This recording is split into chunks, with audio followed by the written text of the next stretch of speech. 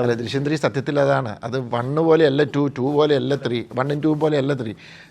ദൃശ്യം 3 കുറച്ചുകൂടി ഇമോഷണലാണ്. വലതുവശക്കുള്ള ഞാൻ നേരത്തെ പറഞ്ഞ പോലെ ഇതൊരു ത്രില്ലർ സിനിമയല്ല. ഭയങ്കര ട്വിസ്റ്റും സസ്പെൻസും ഒക്കെ പ്രതീക്ഷിച്ച് വരുന്നവർക്ക് ഈ സിനിമ ഭയങ്കര ഡിസപ്പോയിൻമെൻ്റ് ആയിരിക്കും.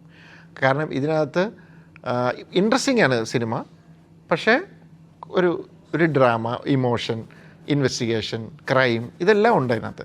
പക്ഷേ സസ്പെൻസും ട്വിസ്റ്റും, കാരണം സിനിമ കുറച്ച് കഴിയുമ്പോഴത്തേക്കും കുറച്ച് സംഭവങ്ങളുണ്ടാവും. അത് കഴിഞ്ഞ് കുറച്ച് മുന്നോട്ട് കഴിയുമ്പോഴത്തേക്കും അതൊക്കെ എന്താണെന്ന് ആൾക്കാർക്ക് മനസ്സിലാവും.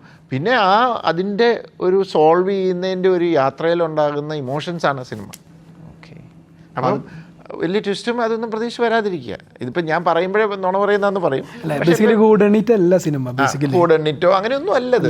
കുറച്ച് രണ്ടുപേരുടെ മാനസിക സംഘർഷങ്ങളിലൂടെ യാത്ര ചെയ്യുന്ന, തീരെ വിശ്വാസം ഇല്ലാതായിരിക്കണം ഇങ്ങനൊരു കാര്യം. അതിപ്പോൾ എനിക്ക് പതുക്കെ വിശ്വാസം ആയിക്കോളും.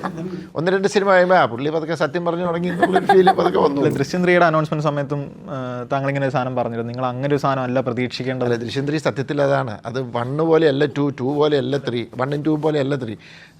ദൃശ്യം 3 കുറച്ചുകൂടി ഇമോഷണലാണ്. ഞാൻ കുറച്ചുകൂടി ആ ഫാമിലിയും ജോർജ് കുട്ടിയുടെ ഇതിലേക്കൊക്കെ ഇറങ്ങി ഇത് ചെയ്യാണ്. കാരണം ഒരുമാതിരി മെയിൻ പ്രശ്നങ്ങളൊക്കെ കഴിഞ്ഞു, മനസ്സിലായോ? അപ്പോൾ കിട്ടേണ്ടവർക്ക് കിട്ടി, മറ്റേ ഫാമിലിയൊക്കെ അവർ അങ്ങനെയൊക്കെ പോയി, അങ്ങനത്തെ ഒരു അറ്റ്മോസ്ഫിയർ നിൽക്കുമ്പോൾ ഇനി അവിടെ എന്തൊക്കെയാണ് സാധ്യതകളെന്ന് ആലോചിച്ച് നമ്മൾ എല്ലാവരും ആ സ്നാപ്പിൽ വരുന്ന ഇങ്ങനെ ട്വിസ്റ്റ് എന്ന് പറയുന്നുള്ള സാധനത്തിലേക്കാണ് പോകുന്നത്. ഒറ്റ അടിക്ക് കിട്ടുന്ന ഒരു സാധനം. അത് എന്ത് ചെയ്യാൻ പറ്റും?